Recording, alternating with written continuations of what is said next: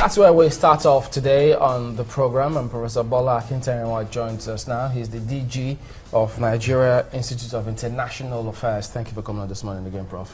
Thank you. Well, looking at that visit, a number of issues popped up, but in spite of all, many things, look, central to this is the MTN matter. But what kind of impact do you think that the visits of the South African president will have on Nigeria's relationship with South Africa? It's a very difficult question. What impact?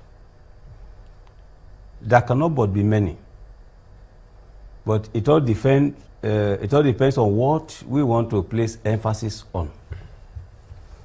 First of all, what is the declared intention of the visit as distinct from the undeclared? Put it differently, why do you have a state visit in which the technocrats will be involved, and then suddenly you go to the level of tete-a-tete, one-on-one, and all others will be excluded? Now, in an attempt to find answers to that, then we can now begin to investigate your question. What impact? First, the unintended or the non-declared intention, to me, is to seek more avenues, more opportunities for the people of South Africa in Nigeria. How not just to consolidate the gains, but also to increase the gains. Now, gains in what areas, in what sectors? It is left for the South African leader to define. Not even our own government can know why he chose to come at this critical time, bearing in mind that presidential visits are not just prepared for in 1 day, 1 month. It's long preparation. But the date can be brought forward for whatever reasons when the environmental conditions are changing.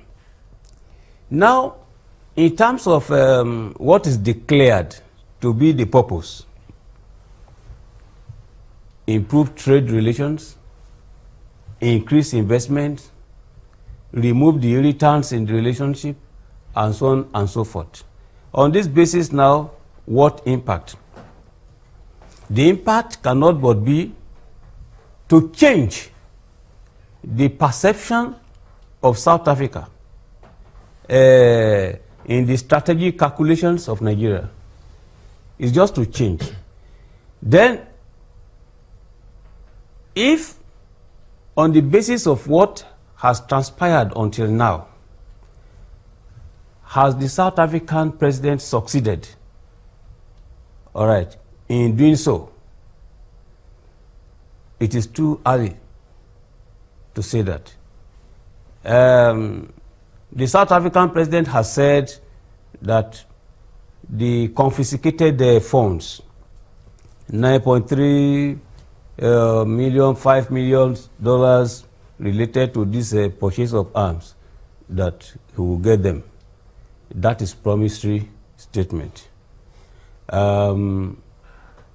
This matter has been there for long. It should be bankable now. I mean, it should be a promissory note that we should be able to count on. Precisely.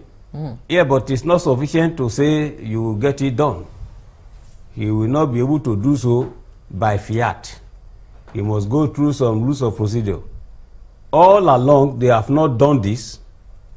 All right? It is only on this occasion of the visit that we are being reminded. Maybe it's a bargaining chip. You see it that way? Well, you cannot be more correct. You are right. Could it be that he's doing it because if he says, look, that money will be returned. So you spoke about the declared intention and undeclared intention. Yes. And then in one of the papers that you reviewed where you said the president has ordered what a renegotiation of the MTN fine. And you ask yourself, wait a minute, Did he deliberately put that one out there, say, yes, you will get your money? It means this is I played my game, so what's your move? That's why I'm agreeing with you. You are very right. You see, these are strategic calculations. By giving the impression that we are all forthcoming, that we are good friends, your money that is at stake, we'll get it for you. Now, that prepares your mind, all right, for negotiation, that these are friends. Then, by the time they have secured your own consent, in principle, then he tables the issue of, we have this problem. Even if Nigeria has agreed or is saying that the fine should be renegotiated, there's nothing wrong with that.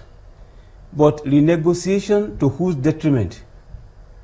You see, the critical point there, and the most unfortunate aspect of the bilateral relationship, is that the foundation of the bilateral relationship is hardly looked into before we negotiate, before we make policy pronouncements, before we do anything. Nobody is interested in looking at the main dynamic, the foundational dynamic. You just might want to tell us that. Yeah, you see, the foundation is basically on how Nigeria is perceived in the foreign policy calculations of South Africa. How? You see, why Nigerian people, Nigerian government will always make itself and themselves happy that we played so role during the anti-apartheid struggle, which is true. But I'm sorry. The issue is that the people in South Africa are never made to know, to understand the role African countries played, and particularly Nigeria. It is very good thing that President Zuma would tell us or remind us that we helped in the liberation of South Africa. True. But if President Zuma knows, what about the citizens of Africa? Citizens of South Africa, they do not know. Take any educational book, history book. They don't talk about that. They will mention all the countries that have helped them. Never will you find the name of Nigeria there. Do you think so if tomorrow... do you think it's deliberate? Because this is quite strange. I won't say it is deliberate, and I will not say it's not deliberate. The explanation that research finding has shown is simply that we were told that African National Congress has the domestic or the national dimension and the international dimension. Nigeria was dealing more with the international group and not with the domestic wing of the ANC.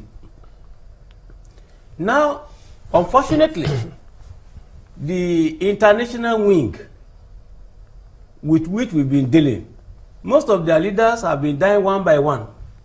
And they never put on record, they never transferred the roles played to the domestic wing.